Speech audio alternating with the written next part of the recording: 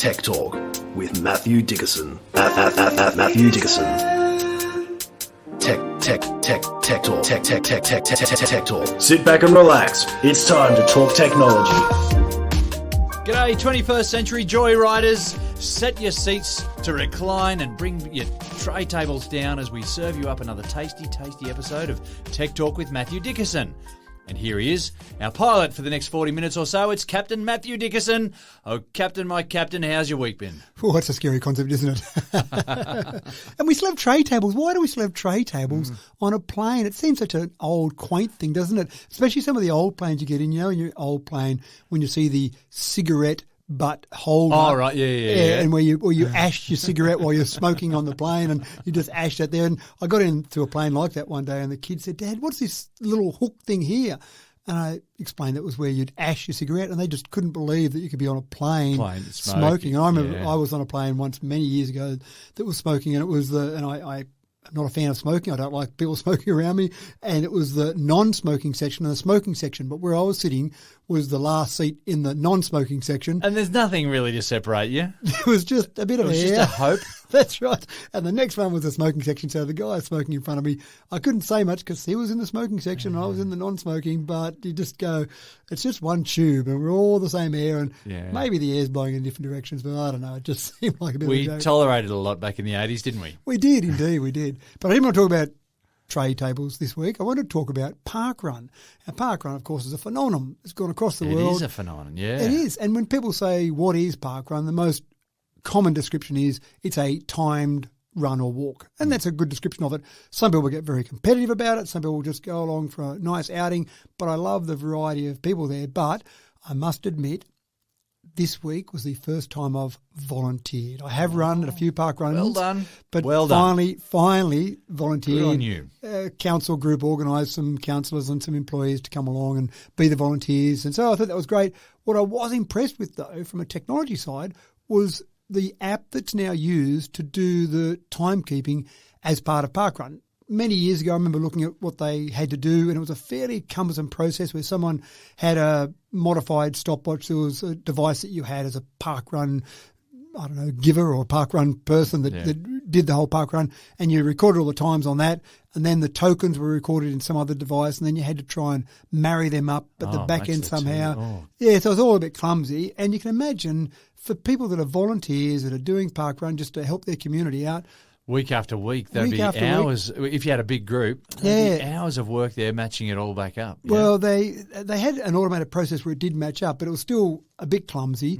But those volunteers get a bit worn out. And again, you're right, every week, and lots of them, hundreds and hundreds coming and running. Our park run here is very popular, so hundreds of people running in it. And you've got to get those times right because people are out there trying to do their PBs. Yes, you do. So now I'm quite impressed. There's an app you download as a volunteer, and it's got a timing app. So you start the time when they say go, and then each person that comes across the line, you just hit the button to make sure that's right. You listen to the person calling out the tokens to make sure that your numbers on screen are matching. And then when it's finished, you just say upload. You don't know where it goes. You don't have to care where it goes as a volunteer. You just upload it. Obviously, there's a connection to the park run that you're at so that you know that it's that one. There's a QR code you've got to scan. And then the same with the tokens. People use the same app and they've just got the token scanner. They hit that button on the same app and they scan the tokens and the person's barcode. At the end of that, they just upload. Now, there's multiple people taking tokens because obviously it gets a bit busy over the line. Yeah. So you might have 3-4 people taking tokens. They get uploaded and from the user's perspective, that's their job done. Fantastic. At the back end, the matching is automatic. Then those results are sent out, uploaded to the website, sent out to the participants. Very fluid. That's right. And one of the ways I think that Apple's been incredibly successful across a whole range of different products they've brought out is they've said, we'll take a concept or we'll take a product and we'll just make it work. Take away all those clumsy, complicated things you've got to do. An MP3 player is a good example. There were MP3 players out before an iPod came along, but Apple just got it right and made it simple to put music on there. And people said, oh, I can use it now. And it's the same with this. It probably would have scared volunteers a bit to do the old-fashioned way, and then someone had to be some sort of skill or expertise to get them all matched up and married up and uploaded. Yeah. Whereas now it's like, hey, can you do timekeeping? What have I got to do? You've got to download an app. sure, I can do that. And away you go. Can you scan a barcode? Well, I've scanned QR codes lots, so I know how to do that. So it's just a great example of make it really simple and then anyone can use it. And don't get chatting while you're timekeeping, because if you do... So the other thing is that most of them have two timekeepers. Yeah. So you've got your primary timekeeper, and if they get distracted and they say, what number are you up to? 57. Oh, I've only got 52 on my screen. There's a backup timekeeper, and the backup timekeeper is obviously matching those numbers and making sure it's right. So you've got those two there. Mistakes still happen, but people aren't competing for Olympic gold medals. And if you don't crack your PB this week, there's always next week. You don't have to wait 4 years to do the next time. You've got a week later. You've only really got to be on the ball for about 10 or 15 minutes, and then the people are coming in sort of a little bit later. They're a little bit less worried about what James, are you saying those people that do the 45-minute times aren't as obsessed about their PB? Oh, everyone wants to beat their PB, but... Yeah, I think you're right. I think the ones at the pointy end are probably the ones really obsessed with it, and the ones at the back end are just happy to get out and do a bit of a walk. But anyway, good to see that technology and that simple technology revolving around that. And then there's all sorts of great stats they pull out of all that information, how many kilometres have been run and how many park runners and how many new park runners and average times and how many PBs, so all that stuff. I love all that data-rich environment. Once you've got that first part of it fairly accurate, then you can deliver all this great data to people. And the message is also find out where your local park run is and get your butt down there. Yeah, and it is easy. Mornings. When I travel, I do try. Over the last 2 months, I've probably run at a park run in Perth, one in Darwin, 2 in Sydney, and then obviously our local park runs here. So I do enjoy it. If I'm somewhere on a Saturday morning, I go, let's find one here. They're pretty easy to find, and there's a friendly group of people. It can be a park walk as well, so you can just stroll for your 5 park kilometres. Chat is what some people call it, I think. Yeah. Yeah. Anyway, that's it for the what's happened this week from a technology perspective from me, James. Excellent. Well, let's start off with a story that'll impact your day like a wayward asteroid, folks. It's that time of year again. For those of you holding out, the wait is nearly over. The 2022 new release of emojis is on its way. Matt, this is where you tell us what we can look forward to in the burgeoning world of emojis. Smiley face, thumbs up, streamers, like streamers and champagne cork popping. You have been onto your emojis, haven't you? Yeah. I've just got to learn how to say them properly when I'm in a hurry and all excited. That's right. You should be excited. But there's a bit more emphasis on the number this year. So last year we talked about them. 112 new emojis got released last year. That's almost too many to choose from. Well, it is added to the ones that already exist. But this year they've cut it down a bit. There's only 31 new emojis coming out. It was just getting too much. Is that to say that when they released, what did you say, 121 or whatever before? 112 last year. 112, Yep. Okay. So many of them didn't get used that they decided to back off or something. Well, and I can't believe how some of them didn't get used last year. There was a pregnant person. There was a low battery sign. I'm amazed that wasn't an emoji already. And there was a crutch. I know, you got injured. I think they're quite usable. Yeah, that's right. That was 3 of the 112. Considering that I use smiley face and thumbs up pretty much only. Well, I had someone send me a message the other day and they wrote the words thumbs up because I said I don't know how to use emojis, but I want to look like I'm using emojis. So they just wrote the words. That's great. Not sure if that's the idea of them. Anyway, so 31 new emojis. Probably the 2 that will be used the most out of these 31 are the violently shaking head. So if you want to say no to someone, you can just say no, or you could send them soon a violently shaking, as in side to side shaking. No, that's a definite no, right. And not shaking as in I'm cold, shivering shaking. I mean shaking side to side and saying I really am meaning no this time. Don't so that's confuse it. That's with one. Maybe no. That's not a maybe no. That is a damn hell no. And then the other one is a mean goose. Now, of course. I'm not sure. Why would you have a mean goose? I'm not sure. Why have we waited this long? Goose? Well, it's just, I thought a goose might have been enough, and I thought the goose might be the kind of thing you might say to someone that's being a bit of a goose. You'll send them a goose emoji. But a mean goose. It's very specific about being a mean goose. The interesting part here is that we don't know what they'll look like yet, because once they're approved, and of course they're not approved, this is just the final round. Sorry, we don't know what they're going to look like. There's just, we've got an idea. We've got an idea. That's their job, just to come up with ideas. And they might suggest... They don't have to draw them yet. They don't have to draw them, because it's up to all the individual manufacturers to put their interpretation on it. So a Samsung phone or a Google emoji or an Apple phone, for example, Slightly different. they might have their own interpretations of these emojis. They get given permission by the Unicode Consortium to go out and say, now you can have a shaking head emoji. And then they go and draw what their interpretation is. And so someone's just got the portfolio. Oh, you're on the Mean Goose portfolio. That's right. Can you go and draw a mean goose? Because we've now got permission to use that emoji. And make it small. Obviously. So small enough to be able to fit in your little message, but big enough to be able to see that it's mean. Big enough to be able to see it's a mean goose in that couple of millimetres that people can see it in. You should be all right with that. That's Off right. we go. What could go wrong? But it is even all the different faces, and we've talked about some of the variety of faces before, the different expressions on the faces there, when they're so small, normally you're looking at them in a text message, for example. Yeah. They're so small, you've got to really look at it. Are they uppy because they're giving me a mean face, or is that just a... That goose looks a bit happy. Yeah, that's right. What am I meant to say? They're calling me a goose, but they're happy about it? Are they saying I'm silly, but I'm happy silly? I'm not sure. So look out for those ones there. The final round of approval will be in September. So you won't actually see these released on any devices until September. Wait months. That's right. What are we going to do in the meantime? The next time I want to say hell no to someone, I'm going to say, can I just give you a couple of months before I give you my answer? Or you're happy to accept words. It's not good enough. It's just not good enough. So keep an eye out for those. Sometime in September, we'll have the 31, and it might not be the 31. That's the final round that have been recommended for approval. There might still be some spanners in the works about those for whatever reason. Maybe there'll be some animal groups who say you shouldn't be using a geese in that way or geese in that way. Animal rights activists unite. And I hear they've got some new colours for your hearts as well. Is that right? New colours for hearts, that's right. Not enough colours for hearts these How many days. colours do you need? Because I thought red was the obvious What is a one. peach heart? What does that symbolise? When do I give someone a peach heart? Rather than a red heart Or a salmon heart? a salmon heart, or as opposed to a blank internal heart, just an outline of a heart, so they can fill in their own colour. Oh, wow. So it's pretty deep, isn't it? I'm going to spend way too long thinking about which emoji to use now. Which colour heart to Can you use? just respond to my message? Wait up. I'm just trying to get the right emoji. Am I only allowed to give purple hearts if I'm wounded in hospital or they're wounded in I would think in wartime? I think or that's something? fair and reasonable. Yeah, right. Okay. Yeah, you 'Cause can't I think go. I've received a purple heart and I haven't been in any combat at all. Yeah. Well, there you go. Someone's using it incorrectly. Yeah, shame. Sit up straight for this next story, folks. Good posture is the key to a lifetime free of I'll say that word again, put my teeth back in, free of debilitating back pain and the associated maladies that ensue from that. Well, for those of you with chronic slouches, the good news is that there's a product coming on the market and you're going to love it. It's a vest that'll fix your posture. It includes self-powered fabric and it's comfy too. Sit up, Matt. Shoulders back.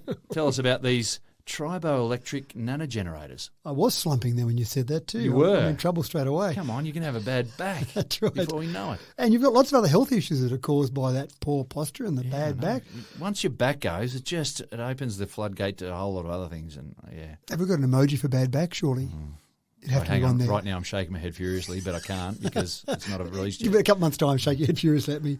So this is a really clever concept because people do sit at the desk sometimes for many hours and they sit very poorly. So this particular fabric has got sensors built into it and it's self-powered that essentially can detect the way you're sitting. And you say, well, good, but what's it do with that information? Does it start to give me some electric shocks? And then it sticks needles into you. That's right. Sit up straight. Sit up straight.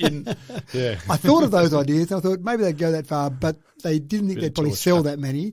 So Okay. what it does is it actually shows you your seating position on a computer, on an app or on a computer, so you can see how you're sitting, and then it gives you recommendations in terms of how you should be sitting to get the green light and get the happy emoji to basically say that, yes, you're now sitting correctly. So you can see the way you're sitting. It'll say, no, move that there, and you're kind of moving your body around while you're doing it, like I'm doing now, and hopefully everyone listening to us is the same thing.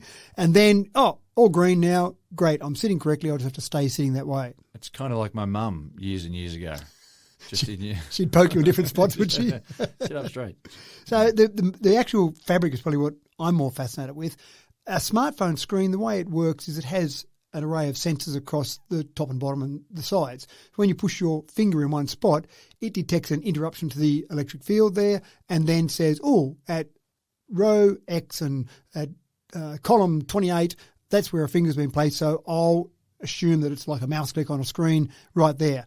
And this does something similar where it's got a whole range of pieces of fabric and sensors that are going across and up the actual fabric itself, so it knows different parts of there and it can detect pressure in those different parts there. Just the same as if it was a big flat smart screen or smartphone screen, it's wrapped around you. So you put it on, it's fairly tight. It's not so tight you can't breathe, but it's fairly snug, probably would be a better word. And then with that, it can detect the way you're moving and the way you're sitting and where there are different pressure points to then give you recommendations as to how to sit properly. There you go. Fascinating, isn't it? Before you know it, good posture and fewer bad backs. Yeah. All the chiropractors out there are saying, no, this won't work. Please. This will never work. Now, the battle to draw kids away from online video games is a battle well known to a legion of parents. Dragging kids away for meals and bedtime, and even for just some plain fresh air and a brain break, requires some real dedicated willpower on the part of the parents, that's for sure. Well, we've all known that we need to fight the good fight, and the hours and hours and hours of gaming are ultimately likely to come with some other form of mental health tax on your kids. What we didn't have up to now was a definitive diagnosis. Matt, a new study coming out of the Macquarie University has brought some important news for parents. Yeah, so all those parents out there who are thinking their child is being impacted by gaming, they may well have a valid case in some of those examples. There was a study done of about 1,000 teenagers, and they found that 10% of those had a problem with video gaming, but 3% over all of those 1,000 had something known as internet gaming disorder. Now, IGD, as most people call it, has been included in the Diagnostic and Statistical Manual of Mental Disorders since 2013. So it's actually been recognised for the last 9 years as a valid disorder. Now, it's not just my son doesn't come to the dinner table and eat his dinner and gets a bit annoyed when I say come along to the dinner table. It's a bit more serious than that. And so people do find that with some of these people that are impacted, some of these teenagers in particular, impacted by IGD, they actually see some changes in their brain. So they get a bit of brain atrophy because they're just not utilising their brain. Even though gaming might look like it uses your brain, sometimes gaming is very competitive and you're doing the same thing over and over and over. Yeah. So you're not thinking, you're not trying to solve a problem as such. You just go... A small part of the brain is maybe overdeveloped, but the rest of the brain is not being utilised. And sometimes the problem-solving part of it or the critical thinking part of it. Yeah. Right, I've got to go do that thing there. Oh, I didn't get it. I'll do it again. I'll do it. So you're not really solving a problem. You're just trying to get a little bit better at getting through that particular part. So that's certainly a part of it. So a change in the brain. But also they found that some people that were affected by IGD were getting to the point where they were missing school, their grades were falling, they were lying about how much time they were spending on their gaming, abandoning pastimes, abandoning friendships. It sounds like marriage a bit, doesn't it? Some parts of it there. Yeah. I'll get myself in trouble there. Back up. And then getting to the point where when the parents or the carers start to say, Johnny, you've been spending too much time on that game, we're going to turn it off, then they start to become violent and start to really react negatively to that whole process. And again, there's a fine line there. Your kids say, no, I want to keep playing this game. I've almost finished this level. No, we're going to turn off and have dinner. Oh, come on, mum or dad. Yeah.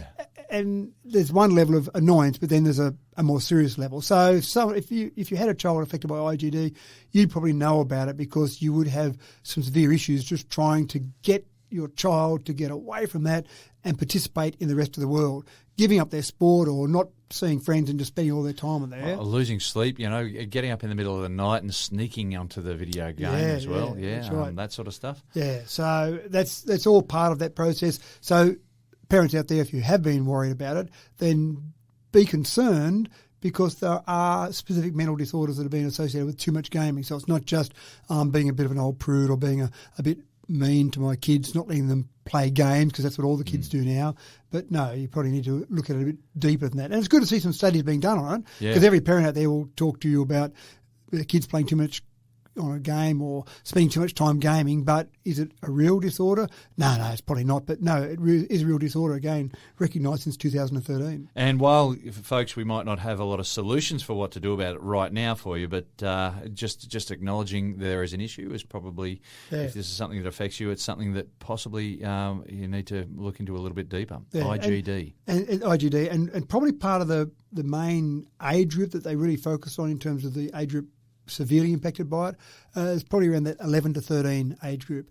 And that's the age when kids are going into high school typically. Yeah. Pretty tough time in their social lives anyway, going from primary school, you're the king of the kids, to suddenly also senior school. Puberty's hitting, and there's all these other things that are messing up with your brain chemistry. That's right. And suddenly they're junior in the big school. So there's all those things that are happening socially. So it's pretty easy to escape to games, but then to get a bit too deep into them. So, be aware of it. Yeah, awareness. The online review system carries a lot of clout in the modern day marketplace, and as we discussed last week, it can be used as a tool for extortion. But it can also be used to overinflate the quality of goods and services, and the whole thing is becoming a bit messy. So now Amazon has its knickers in a knot and is looking to take legal action on 10,000 Facebook review groups, 10,000 of them, folks, around the world. Matt, does messy even begin to describe what is happening with this online rating system, and what's Amazon got so hot under the collar about? I actually love this story for one reason in particular, James.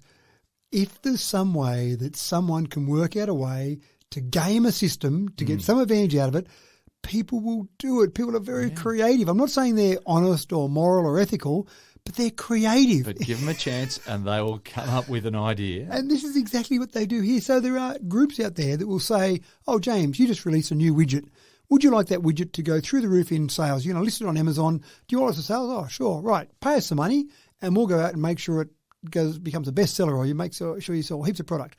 So you pay the same as you would an advertising program. You go and advertise in social media or advertise in traditional media, and you say, great, I'm advertising my product. So what some of these products then do is they get out there, and again, there's one there that I found that had 43,000 members on it, and they say to their members, okay, there's a new product on Amazon, please buy it. Then put a review that's obviously a 5-star review, a glowing review of this new product that James just released. And once we see that review, we'll give you your money back for that product. So they're effectively using the money that you spend on marketing to get people, like they're paying for the product, but getting people to review the product and give it glowing reviews. So people searching out there for different products, they say, wow, look at this new product. It's only been out for 2 or 3 weeks and it's got 100 5-star reviews and these people are glowing about it. Now, people take a lot of notice of reviews. We talked about it with the restaurant reviews last week. People put almost as much emphasis in those reviews as they do when they talk to their friend physically. They don't take a lot of notice of ads that makes them aware of a product, but to recommend a product, they talk to a friend, yep, go and buy that product. Okay, I'll go and buy it. They see a review. It's almost as powerful as that. You don't know who the person is reviewing it, but you still, wow, all these reviews are so positive, I better go and buy that product. So if used honestly, that review system, the online review system, is a very good system. Correct. But we're just looking at all the ways that it can be malappropriated. So they do that. Exactly right.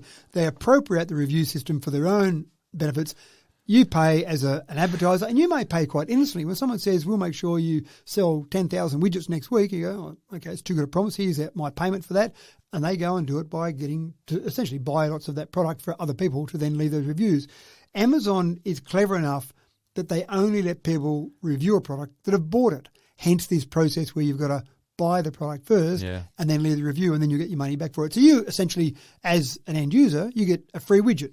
Fantastic. That's great. I didn't pay for that, and all I had to do was leave a review. Oh, that seems all right. What could be unethical or immoral about that? I'm not stealing from anyone. I bought a product. I got paid back the money for it, and I said what a great product it was. Haven't really tried it out yet. I don't know if it's any good or not, but anyway, I've left a good review. See, that's the bit that I feel has overstepped the line. Yeah, I've made some stuff up about it. That's right. So anyway, Amazon is now targeting some of these Facebook groups. So they're going out to try and find these groups. And as you said, there's about 10,000 they've found so far of these fake Facebook review sites. And so they're going out, they're finding these. They've got names like Amazon Product Review, names that seem obvious, and then, again, they're going through that process and then working with Facebook to get them shut down. But I imagine it's not just Facebook. I imagine there are lots of social media sites out there doing something similar, but Amazon is really targeting the Facebook ones. They're the ones where they found the worst action is happening. So it's a really interesting situation. And again, it's that modern society. Imagine having this conversation 10 years ago, 20 years ago, when you'd say people are being paid to buy a product to leave a review that will generate more sales, and you go, you sure that's going to happen one day? Yeah. It sounds like a crazy concept, but it is happening right now. Here we are. So unless you've completely moved off the grid and chucked a modern-day Grizzly Adams, you've probably noticed that we're in a bit of an energy crisis. Anyone who has to pay power bills has gotten used to that hollow feeling experienced as they open the email and seeing the number on the bill, similar to the price of a small car. But for some people who are generating solar power, throwing several batteries into their garage is proving to be quite a lucrative option, Matthew.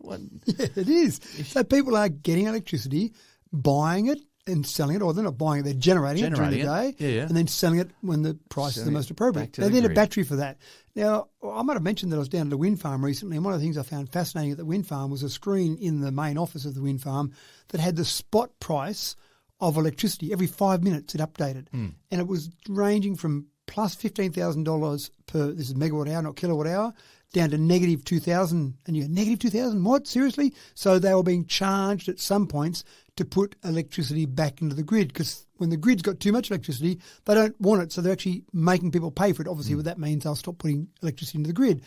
That same concept at a much smaller level works for home users. If you've got that battery and you want to sell some power from your battery back into the grid, at different times of the day, you might get paid anywhere up to, say, $17 per kilowatt hour, which isn't too bad. If you generate a few kilowatt hours during the day, middle of the day. Better than a hole in the head. It is better than a hole in the head. You might sometimes get paid $1 per kilowatt hour, but if you're happy to sit there and manipulate your sales time, manipulate probably too strong a word, check the prices, keep an eye on the prices, and then sell when it's the right time. Who knows? Your neighbour might be getting your electricity, but you're getting paid $17 per kilowatt hour for it. The neighbour's just paying the normal price because he's got a contract, he or she's got a contract with the electricity provider, the retailer.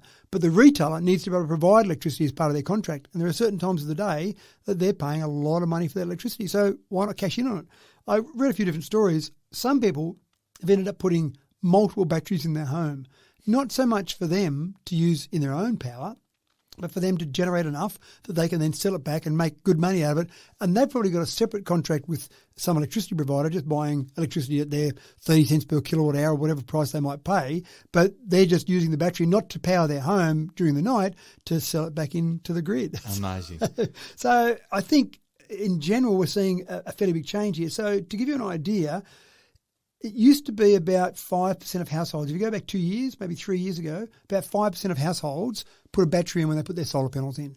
Already, installers are seeing that's jumped to 20% of installation, so it's a fairly big jump.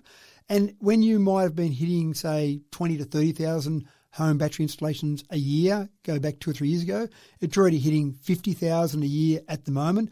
And some of the installers are saying within 5 years, they believe there'll be possibly 2 million batteries spread out across the nation out there. So it's certainly changing quite dramatically. And again, if people are seeing $17 per kilowatt hour, it doesn't take them long to get the price back for their battery. One thing that has been something that I think I got wrong in my predictions when I make these wild predictions, seemingly every new year turns around and I make these wild predictions for the next year. And I had some predictions about what would happen with home batteries, how the prices would go down and the uptake would go up dramatically. The pricing doesn't seem to have changed that much yet for your home battery. It still seems to have hovered around the same price. Maybe it's come down a little bit if you did a comparison against CPI, but it hasn't seemed to change that much. But the uptake has gone up quite dramatically. So maybe the producers, the manufacturers there are saying, well, we don't need to drop the price because the demand is going up anyway, so we can maintain our price, even though the manufacturing is cheaper because they're increasing the volume. And you just look at that alone, when they've gone from 5% to 20%, then obviously there's a 4 times increase on the volume needed, and that's just one little segment there. So I imagine there's more demand out there, and it's probably cheaper to manufacture, but those manufacturers are just cashing in at the moment. Yeah. Electrical aviation is taking another step forward as a viable commuter option. And some would say, Matt, that this is no surprise But what is the ins and outs of what's happening with electrical aviation? I think the real sweet spot here will be those small-ish aircraft, 15 to 30 seats, that kind of space or that kind of size, over the shorter distances, the maybe less than 2-hour distances for those little commuter trips. So we're looking at sort of the east coast of Australia, perhaps? Yeah, if you're going Sydney-Melbourne, or if you're going inland to Sydney, or inland to Melbourne, inland to Victoria, to Brisbane, for example, I think that's where you'll see the real sweet spot. But there's one company in Britain at the moment who's developing a hybrid electric plane. And you think, why would you bother with a hybrid electric plane? Yeah. If you're going to do those short hauls, then you do it with batteries. But this particular company believes that what they can do is still provide the electricity generation and some small batteries with a turbine. So it's kind of like a normal plane, but that turbine can just sit there at constant speed, constant revs, just generating electricity. You've got batteries on board to take out that little bit of flow that's up and down, and then you're providing all that power through to a propeller that's basically being driven by electric motor. So they believe that whole arrangement is more efficient than just having jet engines or turboprop engines on a plane. Yeah, right. So that's a different way of developing it. There are other companies out there that are developing electric only. There's a startup in California, for example, called Wright Electric, as in WRIGHT, so taking off the Wright brothers' name. Yeah. Yep. They are actually looking for a 100-seat aircraft, but again, that'll be some type of hybrid model. But other ones are looking at a fully electric model. So there's a whole range of different things happening there. Most people say, sure, I can see maybe one day cars will eventually get there with electric motors, but planes, it's just craziness, isn't it? But they're out there now, they're flying right now, and it's just a matter of them developing far enough, getting regulatory approval, and then we'll see them up in the airs. They'll be quieter in them. They'll be much more efficient. So we'll see prices come down. Those short hops, those hops that again, that 1.5, 2 hour, even 1 hour hops. And the UK would be awesome place to do that. Yeah, and that's why I'm intrigued the fact that they're going for this hybrid model. See, the hybrid model to me seems to make more sense when you're looking at those longer flights. So if you want to start doing flights from New York to London, you want to do flights, well, let's go further, Sydney to LA, those longer flights, that's where batteries become a real problem because the amount of weight, the amount of mass you've got to put up in the air, that uses up a lot of your power. So you need more mass to put up in the air to have that power to keep going, and that creates more mass, and then you get this ever diminishing circle of return, and so you're not going to go very far with it. So that hybrid concept works well, I think, in those cases. But in those shorter hops, I thought they would have just gone pure electric.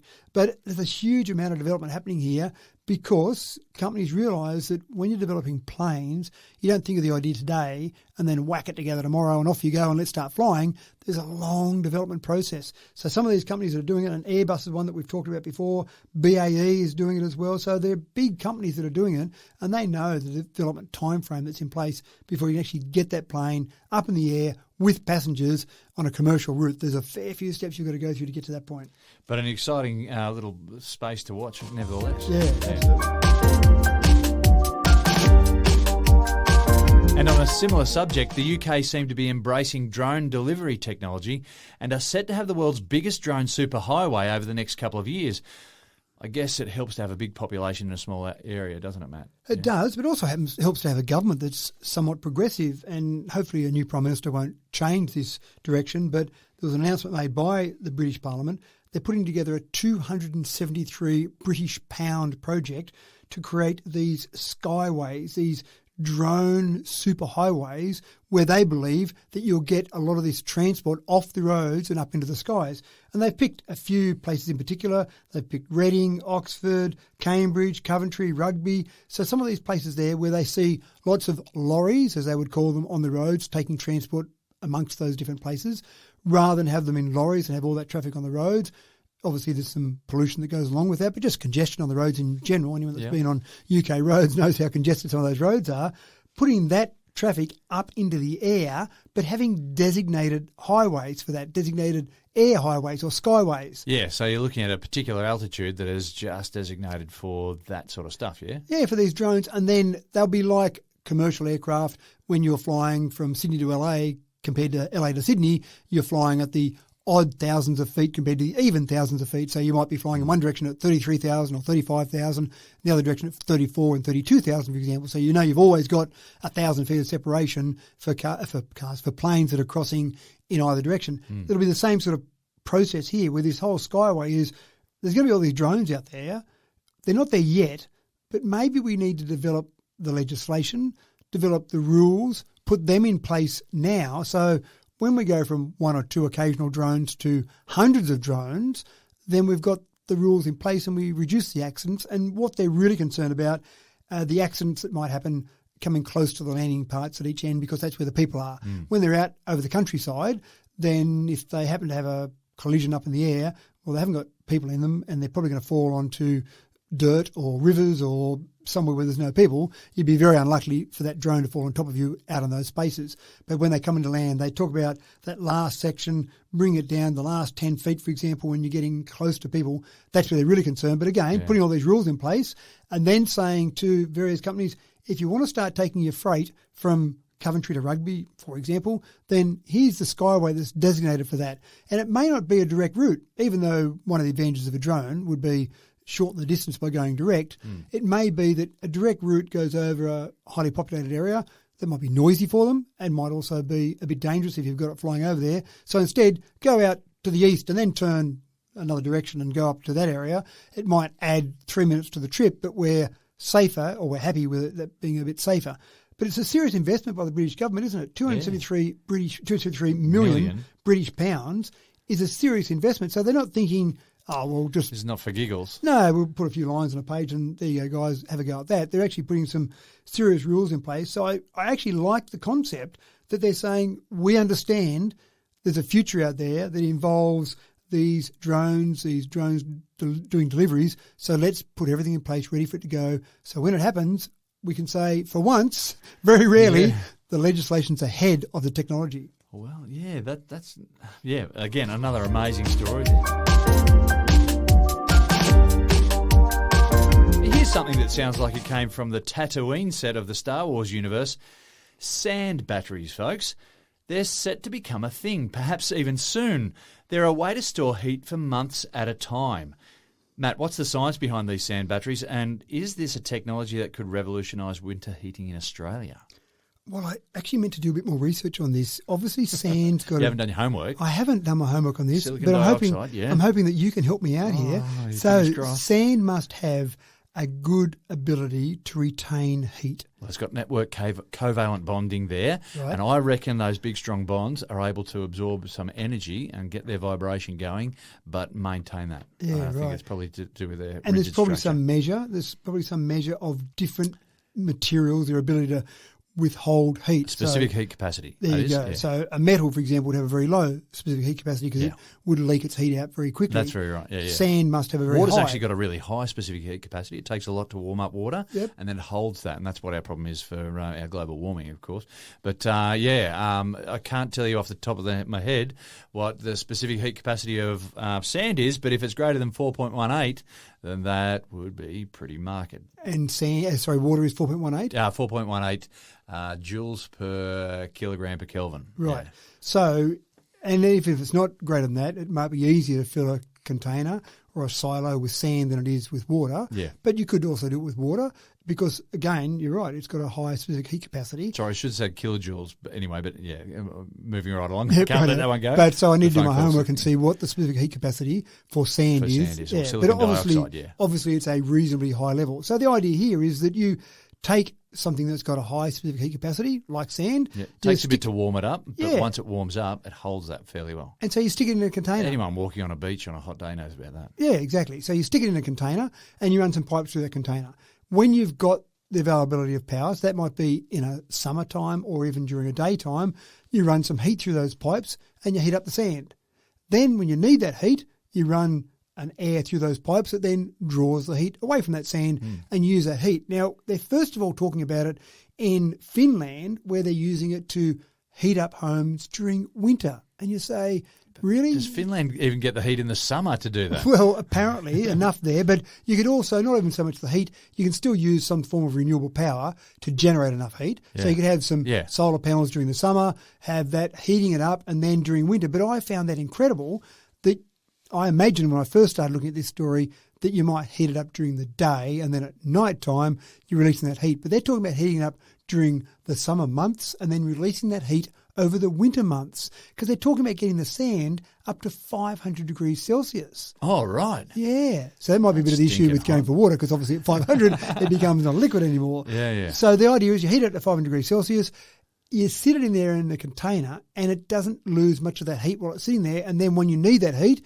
you pull the air through those pipes and that's taking that heat back into whatever you're trying to heat up. But you can do that for a long period of time because you've got it at 500 degrees Celsius. You don't need the heat back into your home at 500 degrees Celsius, obviously. So it sounds like a fascinating concept. Now, can you do it for somewhere like Australia where we don't need the cooling as much? And so the idea here is, in this country, would you do it to say, for example, rather than heat your home, actually do it where you might, for example, generate some power, drive a steam turbine, for example. But if you did that, driving a steam turbine, you're only getting about 20 to 25% efficiencies. So you're not getting that efficiency that you might need. So you've looked at the specific heat capacity of sand for me? 840 kilojoules per kilogram per Kelvin. So that's higher than 4. That's a lot. Yeah. Wow. Yeah, so there you go. So that's why they're talking about sand rather than water. Yes. That's quite incredible. One of the things that you're always looking for in something like that is something that's got the good properties that you want. 800 sounds good, but also abundance of it. It's also an abundance, and also it's got a very, well, you talked about water turning into a vapour. Yep. Sand has got a very, well, silicon dioxide, a very high melting point and boiling point. Yeah. So you put it at 500 degrees Celsius, and that's fine. You've got some serious work to do on the other side, using some of your renewable power to get it up to 500 degrees Celsius. Yeah, wow. But again, I probably say this too often, James. I love that people come up with all these different ideas. Who sat around one day and said, you know what, sand's got a specific heat capacity of over 800. How can we use that? Rather than just burn your feet on a beach on a summer's day, is there another way we Maybe could someone use was that? sprinting to get to the water and just thinking, oh, that sand is so hot. That's Surely right. there'd be a purpose for that. I wonder how hot that gets. I wonder how hot it could get. Let's go and beat it to 500 degrees Celsius in a silo and use that to heat our homes. So that's the first place we'll see it, I think, is in something like a very cold place, Europe, for example, where you might need that heat. But then starting to think of other ways you might use it. I think there'll be different ways to use it there. But it sounds like a pretty cool concept, doesn't it? Yeah, and just having these silos of sand that can warm your house for months. What's the silo doing over there next to your house? Oh, that's my heater. That's my Have you gone crazy?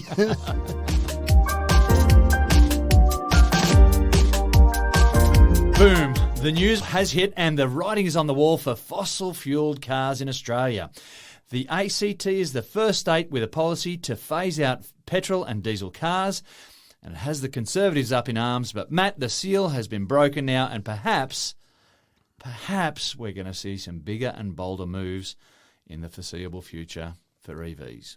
I have a deep question here, James. Is it possible to feel two somewhat contradictory emotions at the same time? Oh, really? This has got you in you're in a torment. I am. I was excited and disappointed all at the same time with this. I was really excited that finally, as you said, the seal's been broken. Somewhere in Australia, some jurisdiction, some state, some territories finally said, you know what, maybe we're just lagging behind here a bit. Maybe we should do something about it. So I was all excited going, yes, somewhere in Australia, good on you. And then I went, wow, it's disappointing that this is the first jurisdiction in this nation and we've only gone 2035. So I was disappointed and excited and disappointed all at the same time, and I don't know which I am at the moment. I'm still between the two. Maybe I'm both at the same There are time. big arguments coming from overseas. I know America's suffering a bit of pushback with some of their legislation as well. People are saying, oh, look, you're trying to move too fast and our energy grid isn't going to be able to support it and whatnot. And there are people in Australia saying the same thing. And at the current state, yes, that may be correct. But this is not where the technology ends, and this is not where the infrastructure ends. Obviously, we are able to make plans for this sort of stuff. Way back in April 2019, I wrote one of my tech columns that had the 7 most common myths I'd heard about owning an EV, and so I tried to bust those myths. Myth number 6 was the electrical network.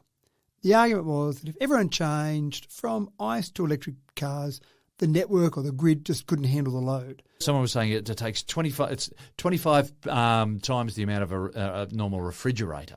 So if you've got an electric car, you've got to charge it up, then that's going to take 25 times the power of your refrigerator. Yeah, so what I did was I actually did the calculations. So there are about 1.1 million new cars sold in Australia each year. Now let's say that instead of the less than 2% of EV sales that we have at the moment, let's say that jumped to 20%, an unheard of number, but let's say we jumped up to there. That'd be about 220,000 cars sold in the next year that are EVs. Now, EVs use, on average, maybe 16 kilowatt hours per 100 kilometres. Now, the average distance that an Aussie drives is 15,530 kilometres per year. That's from ABS data. So at that average distance, 220,000 cars adds up to about 3.4 billion kilometres driven. So that would require roughly 512 gigawatt hours of electricity. Now, when we look at our total consumption in this nation, that's about 0.22%. So that would mean every year that we could get 20% of our sales, our new car sales, that's adding 0.22% to our electricity production. Not much. Now, give you an idea, there's 33 wind turbines at a wind farm near us here in a place called Badengra, and that produces 0.19% of the electricity used in Australia. So 33 wind turbines will be enough to power 20% of those EVs. Now, if we said, for example, we could get all of our 19.2 million cars on our roads changed to electric. So I snap my fingers, magic wand, and all cars straight away were electric. That would add less than 20% to our electricity production. So don't forget, we've got a fair way to go there before we get to that point where all the cars are replaced. And I'm pretty sure we'll put in more renewable power, more wind turbines, more solar farms, other methods of producing electricity before we get to that point where all of our cars are changed over. So I think we're pretty safe on that. The thing I haven't put in those calculations is that all refineries that are producing petrol now, petrol and diesel, they use some power as well. So you'd actually have less power consumed from them if they were producing less petrol, less diesel. And so some of that power could be used to power electric cars. I don't think it will replace it, but it's just another thing to put in there in the mix.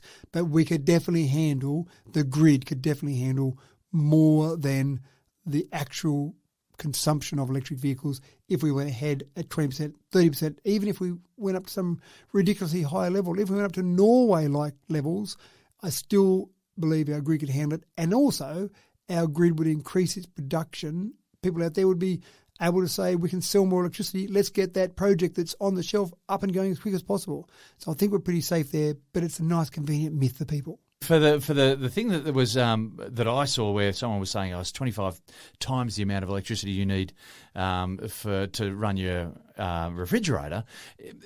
That's if you're running it down. Okay, so if you're charging up, that just top up each night, you're not topping up for the whole night. You're not topping up the whole battery. You're just doing a little bit of a top up very briefly. And so that number of 25 times actually is only a very brief time that you're running that power.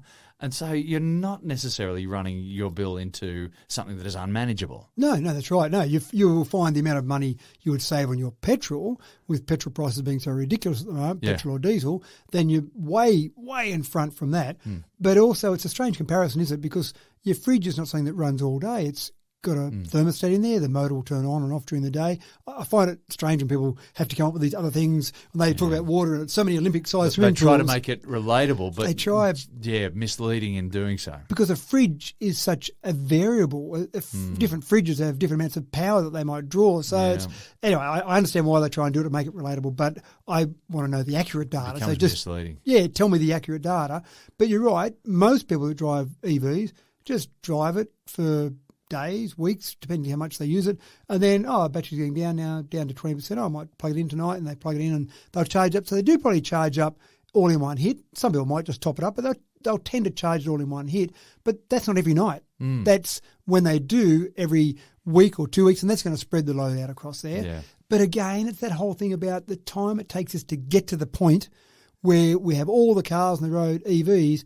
is not tomorrow. Now, I know some of the renewable energy projects that's being built around this area, they're happening quickly. And again, if electricity production, if we needed more of it, then those providers would say there's a market here. I can make some money out of building more renewables. Let's get into it. So that's going to happen. So the whole thing about, oh no, it'll wreck our whole grid. No, that's just one of those common myths that people throw around that don't want to go to the modern world or don't want to believe in climate change, or they're just trying to put other things in front of it, or they're trying to sell you a petrol car. And the Scandinavians haven't collapsed yet, have they? No, and I actually wrote an article this week, one of my columns that I write for various newspapers around the nation. I did mention this story we're talking about here about Canberra and the ACT moving ahead, and this particular person. And people send me lots of emails, and I love it when I get emails from people. And this person said, well, we shouldn't be legislating that. We should be waiting until it can happen. But what a crazy concept. And he threw in the old furphy. He said, and our grid can't handle it. I'm an electrician, so I know our grid can't handle it. I went, just because you're an electrician doesn't mean you actually understand the grid. But obviously you don't understand the grid. But again, they might have been thinking about changing every car tomorrow over, but that's never, whatever change you have is going to take some time to come through. So I looked around the world as well. I thought 2035 is a long way away. Long way away. Long way. Even when they talk about some of these targets for 2030, I think that's a long way away. It's a bit closer. But if I look around the world, there are certain places that have got either cities or countries that have got changes that are being signalled to the world well in advance of what the ACT does. So Norway, for example, 2025, no fossil fuel cars are going to be sold in Norway from 2025. Now, that's all right. They're already at 92%. That's way above. And actually, that gentleman mentioned, because I did talk about Norway as well, about the fact that how could you possibly compare Norway with a smaller population, smaller number of cars to Australia? But when you look at the outright numbers, if you look at the average number of sales of cars in Norway, and then because it's such a high percentage, you're getting about 150,000 EVs sold in Norway each year. Australia, 1 million cars, less than 2%, less than 20,000 EVs sold. So even Norway, when you take the small number of cars they sell, they're still selling way more EVs than we are here in this nation. So anyway, Norway has banned them by 2025, Belgium 2026, a whole bunch of countries by 2030. You've got Denmark, Germany, Greece, Iceland, Israel, Netherlands, Singapore, Sweden, the UK, Slovenia 2031, and then a whole bunch of other countries I won't go through in 2035. So there are whole nations banning it well in advance of 2035. And cities, you've got cities like Antwerp, Athens, Mexico City, all 2025. And then a whole bunch 2030, Amsterdam, Auckland, Barcelona, Cape Town. I won't go through the whole list there, but a whole bunch of other cities that are banning those as well. So 2035 for one little ACT in Australia. That's why I kind of was not that excited, maybe not as excited as I could have been. Maybe it's the start. As I said, it's breaking the seal, and maybe other people, other governments around the country can sort of step up and say, I reckon we can do this, folks. Yeah, I think you're right. It does seem to signal, so that's a good start. It's like we don't like to regard ourselves as followers, but we kind of are. Yeah, we are in this scenario, unfortunately. The other good part about it, I think, is that it'll probably be a moot point. By the year 2035, I'm guaranteeing here right now, James, in 2022, I'm putting it out there. Let's mark this, folks. Wait for it. In 2035, you will find it very difficult to find a fossil-fueled power car to buy, a brand new one I'm talking about. I just don't think any manufacturers by 2035 will be out there producing new cars that are running on petrol or diesel. It'll be like buying yourself a Beta VCR. Exactly right. You want Beta, but you can't buy any movies on Beta. What do you want that for? There'll be no petrol stations left now. There will be, because there'll still be cars on the road. There's still people that have bought cars beforehand. But buying a new one, you walk into a dealer and say, I'm after your best petrol engine car, they'll look at you as if you're from another time era, another time travel that's come from the past and jumped forward several decades. So even though the message is being sent there about 2035, I just feel like it's no big deal because you just can't do it by then. But at least they're sending the signal, because at the moment Australia has the potential for being a dumping ground for all those companies around the world that have got to get rid of their fossil fuel cars. Right. Where are we going to go with these? We've still got this production line that's got to produce another 100,000 to get our money back on R&D, and Australia, let's send them over there. So anyway, it's a start. Let's hope it goes further and goes further much quicker. And on that note, with our own battery gauge now teetering dangerously close to zero, we're very much in need of a recharge, so we'd better sign off before we fade to black, Matt. Indeed, James. I do like the way you tie in the stories there. I'm liking the idea of those sand batteries, though, and going to look into that a little bit more. Some clever cookies out there. Thank you for joining us again for another episode of Tech Talk with Matthew Dickerson. I'm James Eddy, and as per usual, it has been an absolute pleasure to bring you the show, and we hope that you'll join us again in another week's time.